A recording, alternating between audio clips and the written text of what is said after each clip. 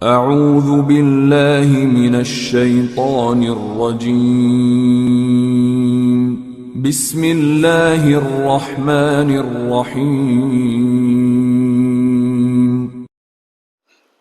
الحمد لله رب العالمين الصلاة والسلام على سيدنا ونبينا ومولانا محمد وعلى آل سيدنا ونبينا ومولانا محمد وبارك وسلم عليه أما بعد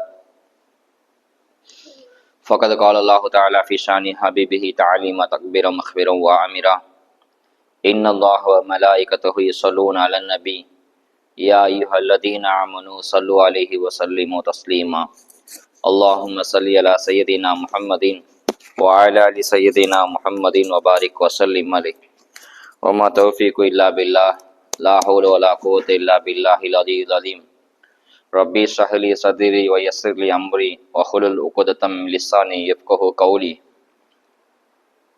سبحانك لا علم لنا إلا ما علمتنا إنك أنت العليم الحكيم ربي إني ميت وإنك حي يا ربي ربي ذكرني منهما نسيت وعلمني منهما جهلت ربي زدني علما ربي زدني علما ربي زدني علما المدد يا رسول الله المدد يا غوث المدد يا ஷேக்.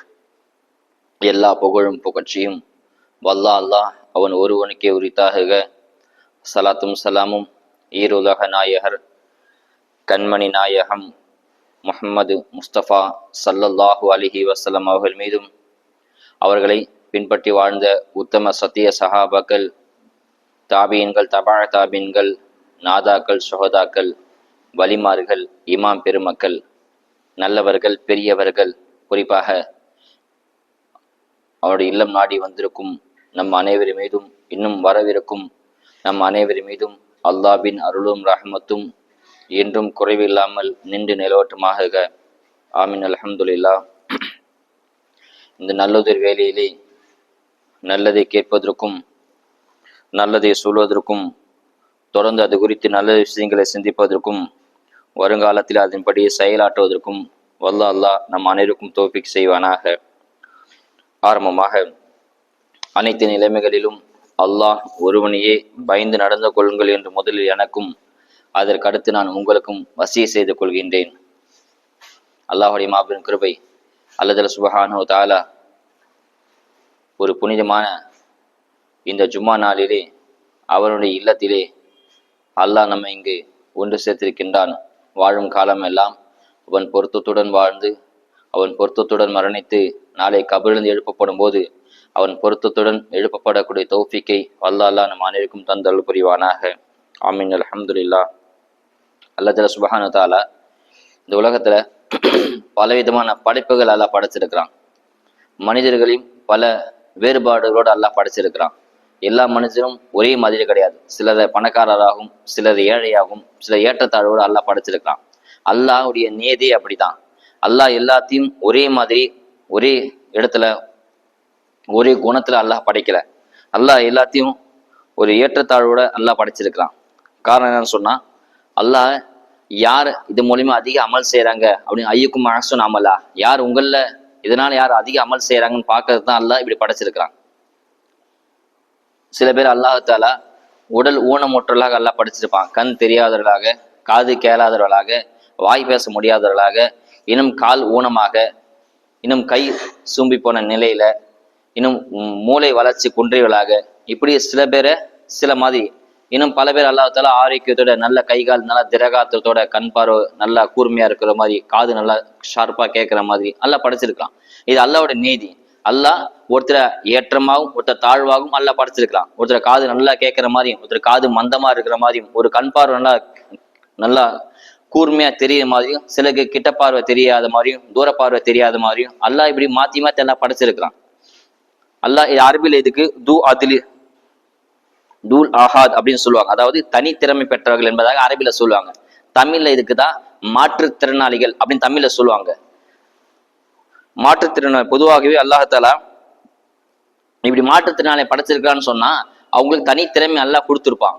உதாரணமாக ஒருத்தர் கண்ணு தெரியாதவர் இருக்காருன்னு சொன்னா அல்லாஹ் அவருக்கு காது நல்லா கூர்மையான கூர்மையா கேட்கக்கூடிய திறன் அல்லாஹ் கொடுத்துருப்பான். நம்ம நார்மலா இருக்கவங்க கேட்கறத விட கண் தெரியாதவங்க கேட்கறது ரொம்ப கூர்மையா துல்லியமா ஒரு சின்ன அசைவு கூட கண்டுபிடிப்பாங்க. யாராவது ஒரு பொருளை அந்த வீட்டுல இருந்து ஒரு இடத்துல இருந்து ஒரு பொருளை நவுத்திட்டாலும் கண்டுபிடிச்சிருவாங்க. யாரை வந்துட்டு போயிருக்காங்க, இந்த பொருள் இடம் மாறி இருக்கு அப்படின்னு கண்டுபிடிப்பாங்க. கதவு திறக்கிற சவுண்டு நமக்கு கேட்காது, யாரும் வெளியில போறாங்க, யாரும் கதவு திறக்கிறாங்க அப்படின்னு சொல்லுவாங்க. கண் தெரியாதவர்களுக்கு அல்லாஹ்தஆலா காது நல்லா ஷார்ப்பா நல்லா துல்லியமா கேட்கக்கூடிய திறனை அல்லாஹ் கொடுத்துருப்பான். இது அல்லாஹ்வுடைய ஏற்பாடு. அதுதான் அந்த மாதிரி வலது கால் சூம்பி போனவங்களுக்கு இடது காலில் பலம் அல்லாஹ் அதிகமா கொடுத்துருப்பான். வலது கால் தாங்கி நடப்பாங்க. ஆனா இடது காலில் அந்த 2 காலுடைய வலிமையை விட நம்ம நார்மல் மனுஷனுக்கு இருக்க வலிமையை விட அந்த சூம்பி போன காலுக்கு வலிமை அல்லாஹ் அதிகமா கொடுத்துருப்பான். இது அல்லாஹ்வுடைய ஏற்பாடு. ஒன்னு எடுத்துட்டா ஒன்னு அல்லாஹ் கொடுப்பான். அல்லாஹ்வுடைய நியதியே அப்படிதான். அல்லாஹ் ஒன்னு பொதுவாக அல்லாஹ் நியதினா சொன்னா ஒன்னு எடுக்கும் போது இன்னொன்னு அதை விட ரெட்டிப்பா டபுள் மடங்கா கொடுப்பான். அல்லாஹ் அப்படிதான் அல்லாஹ் படைச்சிருக்கான். ஒரு குறை இருந்து சொன்னா ஒரு நிறைய அல்லாஹ் அதிகமா கொடுப்பான். அல்லாஹ்வுடைய அதுதான் அல்லாஹ் குர்ஆன் சொல்றான், இன்ன மஅல் உஸ்ரி யுஸ்ரா, ஒவ்வொரு துன்பத்துக்கு பிறகும் இன்பத்தை அல்லாஹ் கொடுப்பான். அல்லாஹ் அனஸ் ரலியல்லாஹு அறிவிக்கிறாங்க, ஒருத்தருக்கு அல்லாஹ்தஆலா உலகத்துல கண் பார்வை எடுத்துட்டான். 2 கண்ணும் தெரியாதவங்க உலகத்துல இருக்காங்க சொன்ன அல்லாஹ்தஆலா அவங்களுக்கு சொர்க்கத்தை பிரதிபலனா கொடுக்குறானா. உலகத்துல யார் அல்லாஹ்தஆலா 2 கண்ணை எடுத்துட்டானோ கண் பார்வை இல்லாம உலகத்துல வாழ்றாங்களோ அவங்களுக்கு அல்லாஹ் சொர்க்கத்தை பிரதிபலனா கொடுப்பான் என்பதாக அனஸ் ரலியல்லாஹு அன்ஹு அவங்க அறிவிக்கிறாங்க.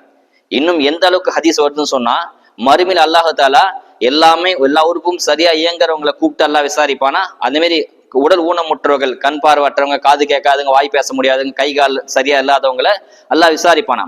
அப்போ அந்த 2 கூட்டத்தும் நல்லா இருக்கவங்க ஊனமுற்ற மாற்றத்தினாலே 2 பேரும் விசாரிக்கும் போது அவங்க அல்லாஹ்தஆலா கண்ணியம் அதிகமா கொடுப்பானா, நிறைய மரியாதை கண்ணியம் சங்கை அதிகமா செய்வானா. அப்போ நல்லா இருக்கவங்களாம் நினைப்பாங்களா மறுமையில, இந்த ஹதீஸ் திரும்பித பதிவு செய்யப்பட்டிருக்கு, நல்லா இருக்குங்கன்னு நினைப்ப உலகத்துல நல்லா வாழ்ந்தாங்க இல்லையா, திடகாத்திரம் ஆரோக்கியமா எந்த குறையும் இல்லாம வாழ்ந்தாங்க இல்லையா, அவங்க நாளைக்கு மறுமையில நினைப்பாங்களா அல்லாஹ் நம்மளே உலகத்துல மாற்றத்தினால படைச்சிருக்க கூடாதா அப்படின்னு கை சேர்த்தப்படுவாங்கன்னு ஹதீஸ் வருது. அந்த அளவுக்கு நாளைக்கு மறுமையில அவ்வளவு வெகுமதி அல்லாஹ் தருவான். உலகத்துல ஏதாவது குறையோட அல்லாஹ் படைச்சிருந்தா மறுமையில அந்த குறைக்கு பிரதிபலனா பல மடங்கு கூலி அல்லாஹ் தருவான். அதை பார்த்து நல்லா இருந்தோம் இல்லையா, நம்மள மாதிரி நல்லா நார்மலா டீசென்டா நல்லா கை கால் நல்லா கண் பார்வை காதலா இருக்கவங்க ஏக்கப்படுவாங்க, ஏங்கி போவாங்க, ஆசைப்படுவாங்க. ஹதீஸ்ல வருது, இவங்களுக்கு இவ்வளவு வெகுமதியா, இவ்வளவு கூலியா அப்படின்னு ஆச்சரியப்படுவாங்களாம். எல்லாரும் நினைப்பான் நம்மளும் உலகத்துல ஏதாவது குறையோட பிறந்திருக்கலாமே அப்படின்னு நினைக்கிற அளவுக்கு அல்லாஹ்தஆலா அந்த அளவுக்கு கூலி வழங்குவா என்பதாக அனஸ் ரலியல்லாஹு அன்ஹு அவங்க அறிவிக்கிறாங்க. ஒரு பெண்மணி ஸல்லல்லாஹு வராங்க, நாயகமே எனக்கு அடிக்கடி காக்கா வலிப்பு வருது. அதாவது காக்கா வலிப்புன்னு சொல்லுவாங்க இல்லையா, அதாவது வழுப்பு நோய்னு சொல்லுவாங்களா, அது அடிக்கடி வருது. நான் அப்படியே வந்தா மயக்கம் போட ரோட்ல விழுந்துறேன், எனக்கு துவா செய்யுங்க, சரியாகும் துவா செய்யுங்க அப்படின்னு ஸல்லல்லாஹு கேட்கறாங்க. அப்போ ஸல்லல்லாஹு சொல்றாங்க, நீ நாடனா நான் உனக்கு துவா செய்யறேன், உனக்கு இந்த வலிப்பு சரியா போயிடும். ஆனா நீ பொருந்திக்கிட்டேன்னு சொன்னா அல்லாஹ் நாளைக்கு மறுமையில உனக்கு சொர்க்கத்தை கொடுப்பான். உனக்கு இந்த உலகத்திலேயே சரியா போயிடலாமா அல்லது மறுமையில இந்த நோய்க்காக வேண்டி பிரதிபலனுக்கு அல்லாஹ் சொர்க்கத்துல வாங்கி தரப்பா அப்படின்னு ஸல்லல்லாஹு கேட்கறாங்க. அப்போ அந்த பெண்மணி, நாயகமே வேணாம், நான் இப்படியே இருந்துக்கிறேன், எனக்கு சொர்க்கம் மறுமையில கிடைச்சா போதும் அப்படின்னு அந்த பெண்மணி சொன்னாங்க. ஆனா ஒரே ஒரு நிபந்தனை, நாயகமே ஒரே ஒரு நிபந்தனை, அதை மட்டும் அல்லாஹ்ட்ட கேட்டு வாங்கித்தாங்க அப்படின்னு சொல்ல ஸல்லல்லாஹு என்னமான்னு கேட்கறாங்க. அப்போ அந்த பெண்மணி சொல்றாங்க, நாயகமே நான் திடீர்னு ரோட்ல போயிட்டு இருக்கேன், மயக்கம் போட்டு வலிப்பு நோயில் விழுந்துறேன். அப்படி விழுகும் போது என் ஆடையெல்லாம் கொஞ்சம் விலகி போயிடுது, அதனால மத்தவங்க தவறான பார்வை பார்க்க வாய்ப்பு இருக்குது. அதுக்கு மட்டும் அல்லாஹ்ட்ட துவா செய்யுங்க, நான் எப்போ வலிப்பு வந்து விழுந்தாலும் என் ஆடை கலையாமல் கசங்காமல் விலகாமல் இருக்கு துவா செய்யுங்கன்னு சொல்றாங்க. ஸல்லல்லாஹு அலைஹி துவா செஞ்சாங்க. அதுக்கப்புறம் ஆடை விலகவே இல்லை, அந்த காக்கா வலிப்பு நோயோடய மௌத்தா பண்ணாங்க என்பதாக ஹதீஸ்ல வருது. இந்த ஹதீஸ் கேள்விப்பட்ட இப்னு அப்பாஸ் ரலியல்லாஹு அன்ஹு சொல்றாங்க, இப்னு அப்பாஸ் தன்னுடைய மாணவருக்கு சொல்றாங்க, அத்தா இப்னு அபி ரவாஹா ரலியல்லாஹு அன்ஹு அவங்க சொல்றாங்க, நீ உலகத்திலே சொர்க்கவாதியை பார்க்க ஆசைப்பட்டேன்னு சொன்னா, உலகத்திலே ஒரு சொர்க்கம் சொல்லப்பட்ட சுப செய்தி சொல்லப்பட்ட ஒரு பெண்மணியின் உலகத்துல பார்க்க ஆசைப்பட்டா இந்த பெண்மணி பார்த்துக்க என்பதாக இப்னு அப்பாஸ் சொல்றாங்க. ஏன்னா ஸல்லல்லாஹு சொல்லிட்டாங்க இல்லையா உறுதியா, இந்த வலிப்போட நீ பொறுத்துக்கிட்ட சபு செஞ்சுக்கிட்டேன்னு சொன்னா உனக்கு மறுமையில் நான் சொர்க்கம் வாங்கிட்டேன்னு நான் கேரண்டியா ஸல்லல்லாஹு சொன்னாங்க. அதனால சொர்க்கவாதியின் உலகத்துல பார்க்க ஆசைப்பட்டா இந்த பெண்மணி பார்த்துக்க என்பதாக தன்னுடைய மாணவன் அத்தா இப்னு அபி ரவாஹா ரலியல்லாஹு அன்ஹு அவங்கள்ட்ட இப்னு அப்பாஸ் சொல்றாங்க. சில பேரு இப்படி துவா கேட்டிருக்காங்க, யா அல்லாஹ் நாயகமே ஸல்லல்லாஹு இப்படி துவா செய்யுங்க, நாயகமே எனக்கு கண் பார்வை போச்சு, எனக்கு உடல் சரியில்லை, துவா செய்யுங்க, ஆஃபியத்துக்கா துவா செய்யுங்க அப்படின்னு ஸல்லல்லாஹு கேட்பாங்க. அப்ப ஸல்லல்லாஹு சொல்லுவாங்க, நீ இன்ஷைத்த நான் துவா செய்யறேன், நீ நாடனா நான் உனக்கு துவா செய்யறேன், இந்த நோய் ஷிஃபா ஆயிடும். அப்படி இல்லை நீ பொறுத்திக்கிட்டு சொன்னா அது ஹைர், இது உனக்கு உலகத்துல ஹைரா இருக்கும், மறுமையில உனக்கு அல்லாஹ் சொர்க்கத்தை கொடுப்பா ஹைரா இருக்கும் அப்படின்னு ஸல்லல்லாஹு கேட்பாங்க. இந்த நோயே நீ பொருந்திக்கிட்டா உனக்கு அல்லாஹ் சொர்க்கத்தை கொடுப்பான். இல்ல இந்த நோய் போலன்னு சொல்லி நீ ஆசைப்பட்டா துவா கேட்கிற அப்படின்னு சல்லாசம் கேட்பாங்க. சில பேர் புரிஞ்சுக்கிட்டாங்க, நான் இப்படி இதே குறையோடு நான் உலகத்தை வாழ்ந்து மௌத்தா போயிடுறேன், மறுமையில் நல்லா கூடி கொடுக்கட்டும் அப்படின்னு சில பேர் போயிடுவாங்க. இன்னும் சில பேர் இல்ல நான் எனக்கு துவா செய்யுங்க அப்படின்னு துவா கேட்டு கண் பார்வை வாங்கிட்டு போனவங்களும் இருக்கிறாங்க. ஹதீஸ்ல வருது. இப்படி இருக்கிறாங்க, சில பேர் அப்படி இருக்கிறாங்க என்பதாக அறிவிக்கிறாங்க. உஸ்மான் இப்னு ஹனீஃப் ரலியல்லாஹு அன்ஹு அவங்க அறிவிக்கிறாங்க, அவங்கள்ட்ட ஒரு சஹாபி வரார், வந்து 2 பார்வையுமே அவருக்கு இல்ல. அவரும் சலாசில கேட்க, நான் எனக்கு கண் பார்வை இல்ல, ரொம்ப கஷ்டப்படுறேன், சிரமப்படுறேன், எனக்காக வேண்டிய அல்லாஹ்ட்ட துஆ செய்யுங்க அப்படின்னு அந்த சஹாபி கேட்கிறாரு. இந்த ஹதீஸ உஸ்மான் இப்னு ஹனீஃப் ரலியல்லாஹு அன்ஹு அவங்க அறிவிக்கிறாங்க. அப்போ சலாசன் கேட்கறாங்க, இந்த பார்வை கண் பார்வை இல்லாம நீ வாழ பொருந்திக்கிட்டேன்னு சொன்னா அது ஹைர். இல்ல உனக்கு கண் பார்வை வேணும்னு கேட்டேன்னா துவா செய்யறேன், அல்லாஹ் சரியாக்கிடும். உனக்கு இப்படியே நீ வாழ ஆசைப்படுறியா, இல்ல நீ கண் பார்வை வேணுமா சலாசன் திரும்ப கேட்க, அந்த சஹாபி இல்ல நான் எனக்கு கண் பார்வை கண்டிப்பா வேணும்னு சொல்லி ரொம்ப பிடிவாதமா கேட்க, சலாசன் சொல்றாங்க போய் ஒளி செஞ்சுட்டு வா அப்படின்னு சொல்றாங்க. அந்த சஹாபி ஒளி செஞ்சுட்டு வராங்க. இந்த ஹதீஸும் திருமீத பதிவு செய்யப்பட்டிருக்கு. இந்த ஹதீஸ்ல ஒரு முக்கியமான விஷயம் இருக்கு, அதுதான் சொல்றேன், திருமீத பதிவு செய்யப்பட்டிருக்கு. அப்போ அந்த சஹாபி போய் ஒளி செஞ்சுட்டு வராரு.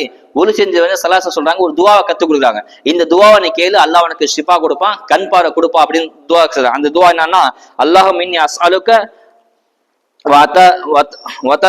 அல்லதி நபிக்கு முஹம்மதி நபிக்கு ரஹ்மா, யாரெல்லாம் இந்த ரஹமத்தான நபியை வசில வச்சு நான் கேட்கறேன், எனக்கு கண் பார்வை கொடு அப்படின்னு அந்த சஹாபி கேட்க அல்லாஹ் தஆலா கண் பார்வை கொடுத்தான். என்ன விஷயம்னு சொன்னா, உலகத்தை சொல்லுவாங்க இல்லையா, ஸல்லல்லாஹு வசில வச்சு துவா கேட்க கூடாது, அதெல்லாம் கூடாது, அதெல்லாம் ஷிர்க்குன்னு சொல்லுவாங்க இல்லையா.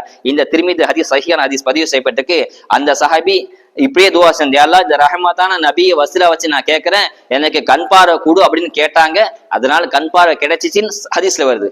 சலாசம் துவா அந்த சலாசம் வச்சு துவா சலாசம் முன்னாடி துவா செய்யறாங்க. நான் அல்லாஹ் இந்த ரஹமத்த நபி வசில வச்சு நான் கேட்கறேன், எனக்கு கண் பார்வை கொடு அந்த சஹாபி கேட்க, அந்த சஹாபி கண் பார்வை வந்துச்சு என்பதாக ஹதீஸ்ல வருது. அதனால சில பேர் இப்படி இருக்கிறாங்க, சில பேர் அப்படி இருக்கிறாங்க. அல்லாஹ்வும் சரி சலாசம் சரி, யாரோ உடல் ஊனமுற்றவங்க இருந்தாங்கன்னா அவங்கள ரொம்ப அதிகமா கண்ணியப்படுத்துவாங்க, பக்கத்தை உட்காரச்சு ஆதரவு தெரிவிப்பாங்க. ஏன்னா உலகத்துல ஊனமா இருக்கிறாங்க இல்லையா, அவங்க மேல அவ்வளவு கரிசனை காட்டுவாங்க. அல்லாஹ்வும் சரி சலாசம் அப்படிதான் கரிசனை காட்டி தான் இருந்தாங்க. வாழ்ற காலத்துல ரொம்ப நெருக்கமா இருந்தாங்க.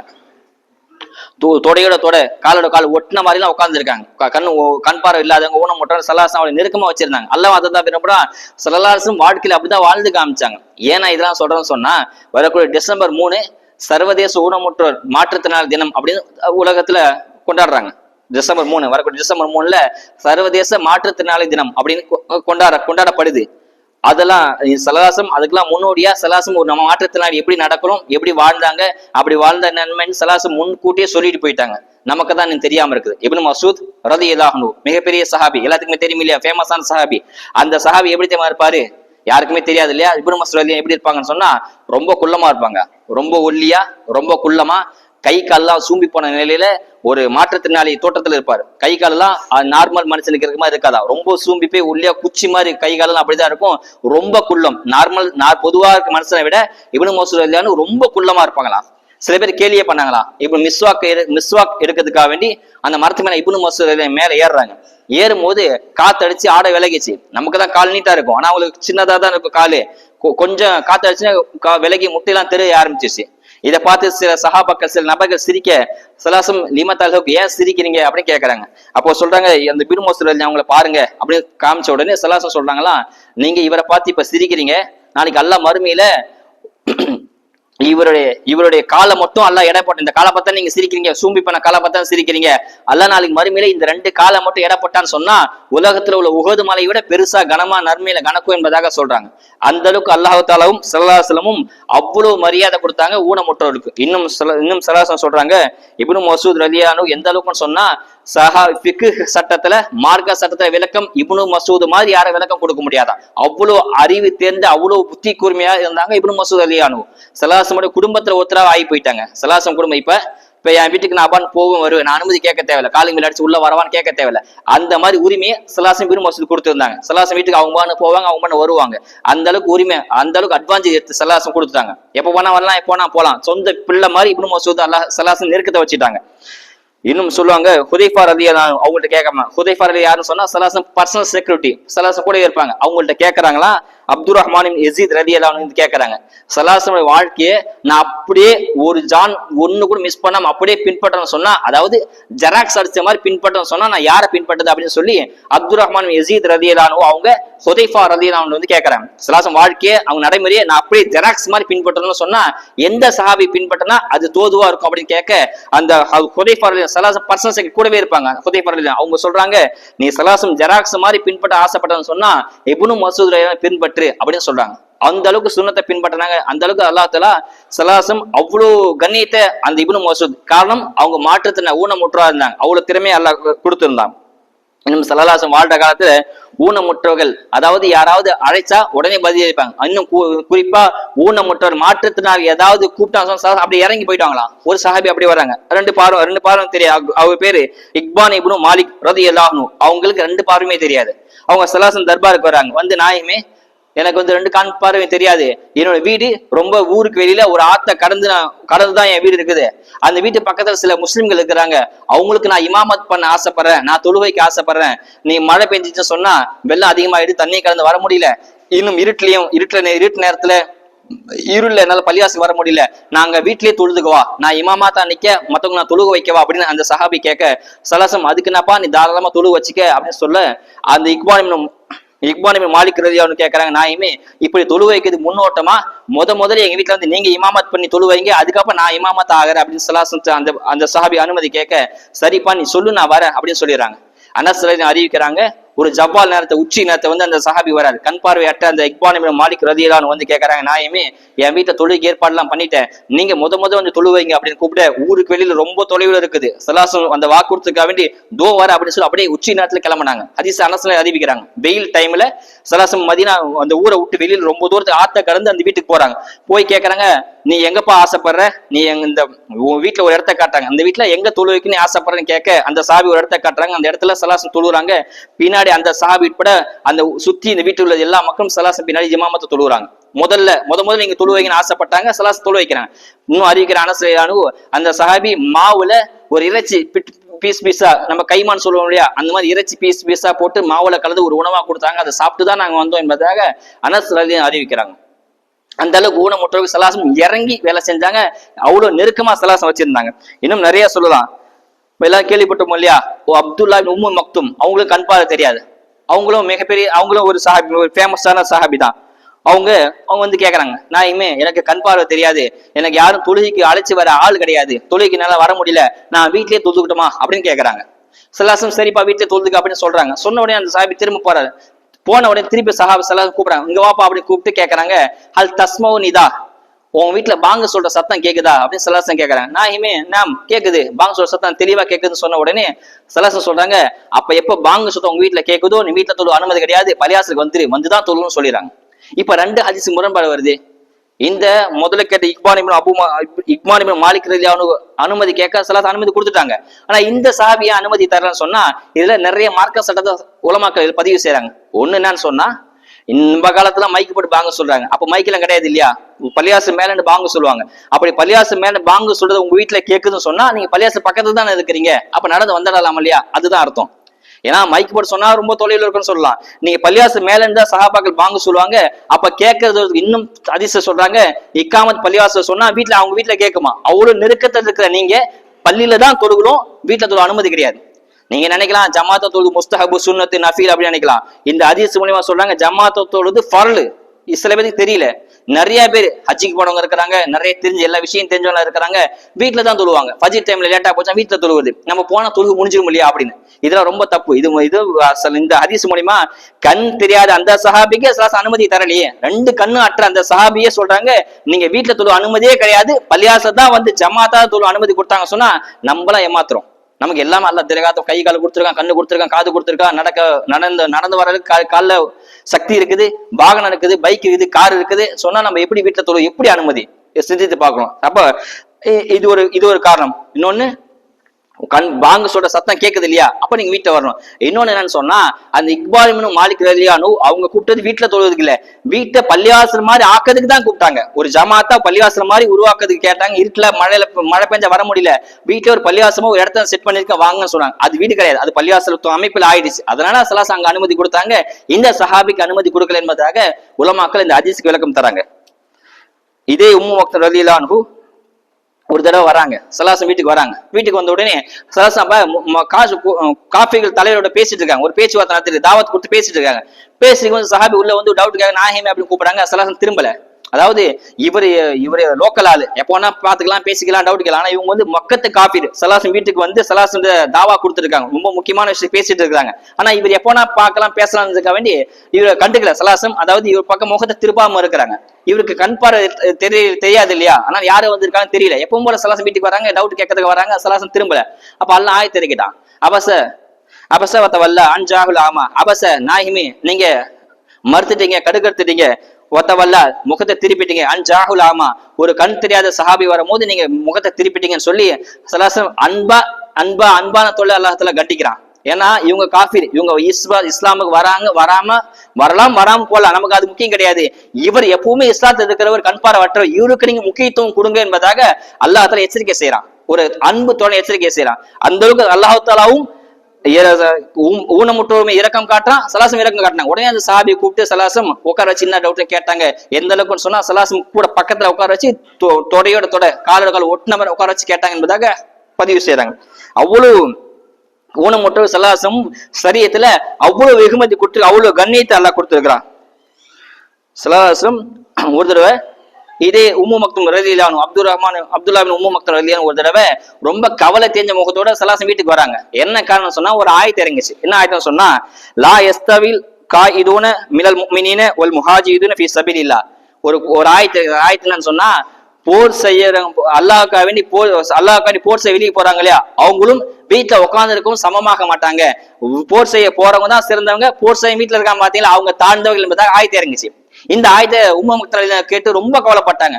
நம்ம முடியாமல நம்மள முடிஞ்சா போகாம இருக்கும், நம்ம கண் பார்வை நம்ம எப்படி போக முடியும், அல்லாஹ் இப்படி ஆயத்து இறக்கிற ரொம்ப கவலையோட சலாசம் வீட்டுக்கு வராங்க. வீட்டுக்கு வந்து கேட்கறாங்க, நாயுமே அல்லாஹ் இப்படி ஆயத்து இறக்கிட்டானே, போர் செய்யறவங்க தான் சிறந்தவங்க, போர் செய்ய வீட்டுல உட்கார்ந்து இருக்கேன் தாழ்ந்தவங்க என்பதை அல்லாஹ் ஆயத்து இறக்கிட்டானே, என்னால நான் முடிஞ்சா நாயுமே நான் போகாம இருக்கிறேன், என்னால முடியல கண் பார்வை எப்படி நாயுமே போ அப்படின்னு சொல்லி வருத்தத்தோட கேட்கறாங்க.